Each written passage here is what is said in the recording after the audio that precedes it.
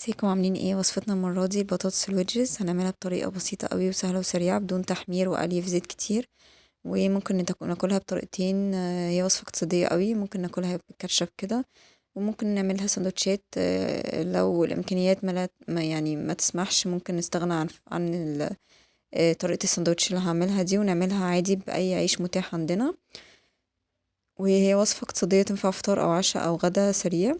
يلا بينا نشوف عملنا ايه. اول حاجه جبت البطاطس، طبعا غسلتها كويس جدا وقشرتها، وهبدا اقطع فيها عشوائي كده، صوابع عشوائيه، يعني مش تخينه قوي ولا رفيعه قوي، ومش متناسقه، تكون مش متناسقه. يبقى كده يعني هي البطاطس الويدجز فكرتها كده، صوابعها مش متناسقه ومش في الحجم يعني ولا في الشكل، وبتكون تقطيع عشوائيه كده. تمام، هقطع البطاطس بتاعتي كده بالمنظر ده. زي ما قلت هي وصفة اقتصادية، ممكن تتاكل كده بكاتشب. هيحبوها قوي الأطفال. وممكن برضو تتعمل سندوتشات كده لذيذة. ولو مش متاح العيش اللي أنا هعملها بعيش سوري، لو مش متاح ممكن تعملوها بأي نوع عيش عندكم، عيش فينو، عيش بلدي. مش لازم طبعا العيش اللي أنا هستخدمه يعني، حسب المتاح عندنا بنعمل الوصفة، يعني مش لازم نمشي بالظبط عليها. لو ينفع تتبدل بحاجة أنا بقول لكم يعني في الفيديو إن هي ينفع تتبدل بكذا أو كذا أو كذا. تمام، بص حجم الصوابع بيبقى عامل ازاي، جميل جدا. بعدين بقى احطها في بولة كده وهنزل عليها بربع كوباية زيت. تمام،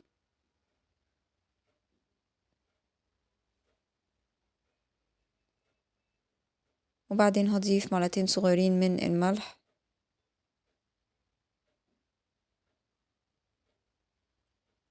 وهضيف معلقة صغيرة من الفلفل الأسود، وبعدين هضيف معلقتين صغيرين من البابريكا،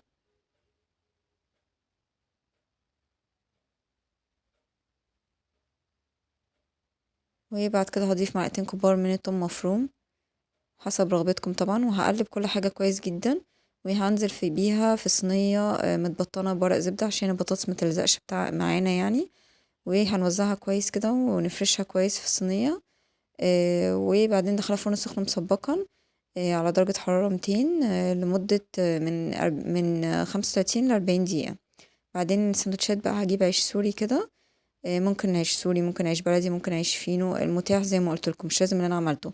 وهنحط خليط من الكاتشب مايونيز وبعدين احط شريحة من الجبنة الشيدر، طبعا لو مش متاح برضو ممكن تستغنوا عنها. وبعدين احط شوية من بطاطس الويدجز،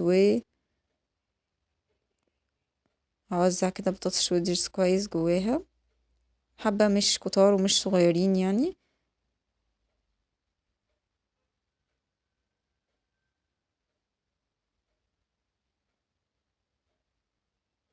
تمام كده.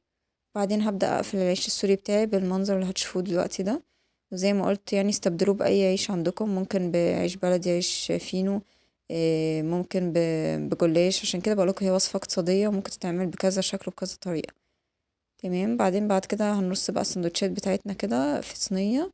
وطبعا مش ضروري، ولكن ممكن نضيف شريحة شيدر كده من فوق، بتدي طعم حلو قوي، بتسيح بقى وبتبقى جوسي قوي وجميلة جدا. بعدين بنحط شوية سمسم فوق الشيدر كده، بجد بتفرق قوي في الطعم. لو عايزين تدلعوا نفسكم يعني وتعملوا وصفة متدلعة كده، تعملوها بالطريقة دي. مش عايزين يبقى اعملوا بعيش بلدي وعيش فينو زي ما بقولكم متاح معاكم، اعملوا وندخلها فرن سخن مسبقا. بصوا منظرها بقى بيبقى خطير ازاي، وندخلها لحد ما بس الجبنة تسيح معانا، بتبقى جميلة جدا. وأتمنى تكون وصفة عجبتكم، وشكرا جدا مشاهدتكم ومتابعتكم.